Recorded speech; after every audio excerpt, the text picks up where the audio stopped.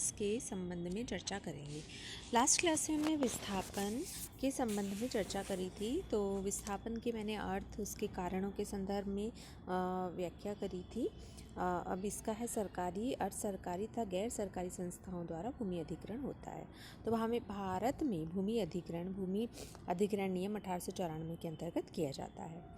यह भूमि अधिग्रहण कानून मात्र नगद राशि के द्वारा भुगतान की व्यवस्था करता है, वह भी उनके लिए जिनके पास भूमि के स्वामित्व के दस्तावेज पूर्ण व स्पष्ट है। कानून के अनुसार भूमि अधिग्रहण सार्वजनिक उद्देश्य के लिए किया जा सकता है। यह कानून जिनकी भूमि का अधिग्रहण होता है उनकी बहुआयामी हानियों पर ध्यान नहीं देता है। तो भूमि अधिग्रहण के द्वारा विस्थापित लोगों का संपूर्ण सामाजिक, सांस्कृतिक, आर्थिक जीवन अव्यवस्थित तथा घोर संकटमय हो जाता है। विस्थापितों को मुआवजे में नगद राशि दी जाती है, परंतु वह राशि अंश मात्र सिद्ध होती है। वह मुआवजा भूमि अधिग्रहण के बाद विस्थापित का पहले जैसे जीवन के स्तर के लिए अपर्याप्त होता है। तो कल्याणकारी राष्ट्र एवं समाज अपने देश के पीड़ितों, पिछले वर्गों, गरीबों, अशिक्षित लोगों तथा बेरोजगारों आदि को उपयुक्त रोजगार के द्वारा राहत पहुंचाते हैं। इसी प्रकार से विस्थापितों को राहत पहुंचाने का कार्य भी पुनर्वास के द्वारा ही किया जाता है। भारत में समय समय पर केंद्र सरकार एवं राज्य सरकारें विस्थापितों के लिए प्रयासरत रही हैं तथा पुनर्विन्यास के विभिन्न पक्षों का अध्ययन करने से पूर्व इसके अर्थों पर हमें प्रकाश डालना आवश्यक है। सबसे पहले हम पुनर्वास का अर्थ करते हैं। तो पुनर्वास, सरल भाषा में पुनर्वास का शाब्दिक अर्थ होता है पुनः अर्थात फिर से, वास करना अर्थात बसना। तो पुनर्वास से तात्पर्य वापिस या दोबारा बसना या रहना है। पुनर्विन्यास के संदर्भ में पुनर्वास का अधिक स्पष्ट तथा प्रचलित अर्थ होता है लोग विस्थापित हो गए हैं या उजड़ गए हैं, उन्हें पुनः सब कुछ प्रदान करके बसाना पुनर्वास के नाम से जाना जाता है।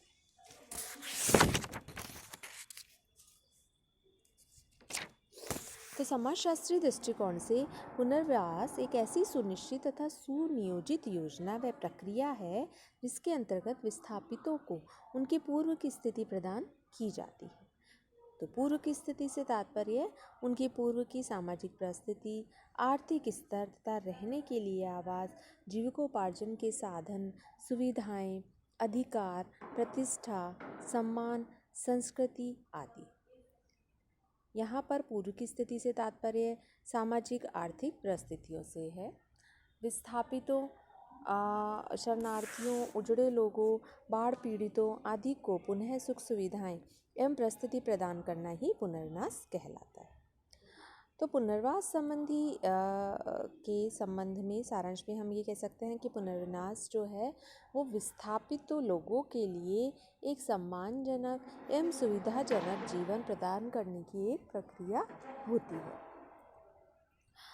पुनर्वास संबंधी जो प्रयास किए गए हैं उसके अंतर्गत हम ये 2004 में सर्वप्रथम पुनर्वास तथा पुनर्स्थापना से कोई भी राष्ट्रीय स्तर की नीति नहीं थी, लेकिन फरवरी 2004 में केंद्र सरकार ने परियोजना पुनर्स्थापन जन हेतु राष्ट्रीय पुनर्विन्यास नीति की घोषणा की।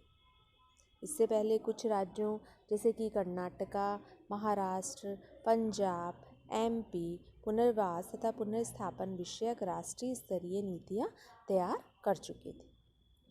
अधिकतर नीतियाँ निष्कासित लोगों के पुनर्वास के लिए वैकल्पिक भूमि स्वाधार दिलाने तथा उसकी नगद राशि की क्षतिपूर्ति करने हेतु रही है। तो ग्रामीण विकास मंत्रालय ने परियोजनाओं से प्रभावित परिवारों के पुनर्वास एवं पुनर्स्थापन के लिए फरवरी 2004 में राष्ट्रीय नीति अपनाई व प्रचलित की थी। यह नीति व्यापक दिशा निर्देशन के रूप में है तथा इसमें सभी संबद्ध पक्षों के मार्गदर्शन के लिए कार्यकारी निर्देश दिए गए। यह नीति परियोजनाओं के कारण विस्थापित होने वाले मैदानी इलाकों के 500 परिवारों तथा इसके अधिक समूहों एवं पर्वतीय इलाकों में 250 परिवारों के समूहों, निर्जन भूमि विकास कार्यक्रम ब्लॉक, भारतीय संविधान की 5वीं एवं 6ठी सूची में शामिल क्षेत्रों में परियोजनाओं के कारण विस्थापितों में होने पर वाले पर लागू होती है, लेकिन पुनर्वास पुनर्स्थापन से संबंधित कल्याण दृष्टिकोण का इसमें अभाव है। इसी प्रकार यदि हम 2007 की बात करते हैं तो विस्थापित लोगों के लिए पुनर्वास की राष्ट्रीय नीति अपनाई गई, वो बनाई गई थी 31/7/2007। इस नीति का ग्रामीण विकास मंत्रालय 2007 में उल्लेख किया गया था तथा इस नीति में समानता, निष्पक्षता एवं न्याय पर ही जोर दिया गया था। इस अधिनियम में मुख्य रूप से नगद मुआवजों पर विशेष ध्यान रखा गया था। हालांकि इस अधिनियम में संशोधन के लिए लिए गए, लेकिन पुनर्वास तथा पुनर्स्थापन की दिशा में कोई भी महत्वपूर्ण परिवर्तन इसमें नहीं किया गया। प्रभावित लोगों के लिए सरकारी कानूनों तथा क्षेत्रीय नीतियों को उनके लिए बताया गया, जिसमें पुनर्वास तथा पुनर्स्थापन के लिए कुछ और सुविधाएं दे रखी थी। प्रदेशों में भी नीतियां भिन्न भिन्न हैं। राज्यों के बीच परियोजनाओं में विस्थापितों को मुआवजा देने के लिए अंतर एवं भिन्नता है, इसमें कई समस्याएं देखी गई तथा भारत में न्यायपालिका ने उपयुक्त जो है वो मुआवजा विस्थापितों को दिलाने में पहल करी है। न्यायपालिका ने राज्यों NGOs के मध्य संघर्ष का भी सामना किया। तो न्यायालयों में कई मामलों में इसमें राहत भी दी गई है। नगरीय क्षेत्रों में विस्थापन में बहुत अधिक वृद्धि हो रही है तथा अधिक से अधिक गाँवों को नगरीय परिसीमा में मिलाया जा रहा है। भूमि अधिग्रहण विस्थापितों के जीवन को परिवर्तित किया जा रहा है। तो नगरीय क्षेत्रों में प्रभावित लोगों के लिए अभी भी सुस्पष्ट दिशा निर्देश पुनर्स्थापन नहीं है। अब हम बात करते हैं पुनर्विनाश के प्रभाव के बारे में। तो पुनर्विनाश के अनेक सामाजिक, आर्थिक, सांस्कृतिक प्रभाव पड़े हैं, जिनमें मुख्य है कि पुनर्स्थापन चाहे वह स्वैच्छिक हो या अनिवार्य, यह एक तनावपूर्ण अनुभव ही रहा है।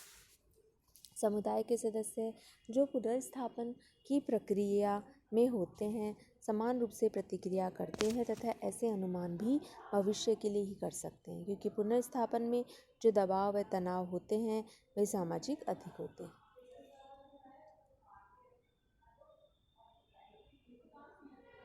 तो दबावपूर्ण पुनर्स्थापन के साथ तनाव की समस्या भी होती है, जिसके कारण पुनर्स्थापन में दूसरे प्रकार के पुनर्स्थापन के अनुकरण को सीमित कर देते हैं। बहुत अधिक तनावपूर्ण कारण में जो पुनर्स्थापन से पूर्व का काल व बाद का काल है, व्यवस्थापन के काल हैं।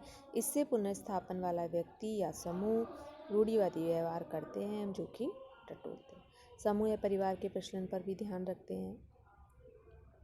तो विस्थापन एवं पुनर्विनाश की समस्याएं गाँव या नगरों में भूस्खलन में से जुड़ी हुई है। विस्थापितों द्वारा सबसे अधिक हानि जो उनकी है उसमें मुख्य रूप से ग्रामीण समुदाय संपत्ति है, जो कि जंगल, चारागाहों, स्रोतों, शमशान घाट आदि होते हैं, जिन्हें अधिकृत संस्था या समाधान नहीं कर पाती। तो पुनर्वासियों को नगद मुआवजा दिया जाता है। उनको जो हानि पहुंचाते हैं उनका मूल्यांकन करके क्षतिपूर्ति नहीं की जाती है। उन्हें पुनर्वासित करते समय उनके रीति रिवाज, परंपराओं, जीविकोपार्जन के साधन, समकक्ष विकल्पों का मुश्किल से ही उचित एवं पर्याप्त ध्यान दिया जाता है। पुनर्विनाश को मुख्य रूप से काफ़ी हद तक आर्थिक माना जाता है, जबकि उनकी परंपराएं, संस्कृति तथा जीवन के तरीके बहुत महत्वपूर्ण हैं, जिन पर ध्यान नहीं दिया जाता है। तो पुनर्वासित लोगों द्वारा वनों का संक्रमण किया जाता है। इससे वे स्थानीय जनजाति आदि लोगों को प्रभावित करते हैं, क्योंकि स्थानीय जनजाति अपने भरण पोषण का अधिकांश भाग इन वनों से ही प्राप्त करते हैं तथा पुनर्वासियों द्वारा अतिक्रमण से उनका जनजातियों के स्थानीय लोगों के साथ झगड़े होते हैं तथा बात बात पर लड़ाई झगड़े होते रहते हैं, जो कि इसमें प्रमुख समस्या रही है। तो इस प्रकार हमने देखा कि पुनर्विनाश क्या है, इसके अर्थ क्या हैं एवं समाज में इसकी वर्तमान में क्या किस प्रकार से इसका प्रभाव हुआ है एवं सरकार के द्वारा कौन कौन सी इसके संबंध में नीतियाँ बनाई गई हैं। धन्यवाद।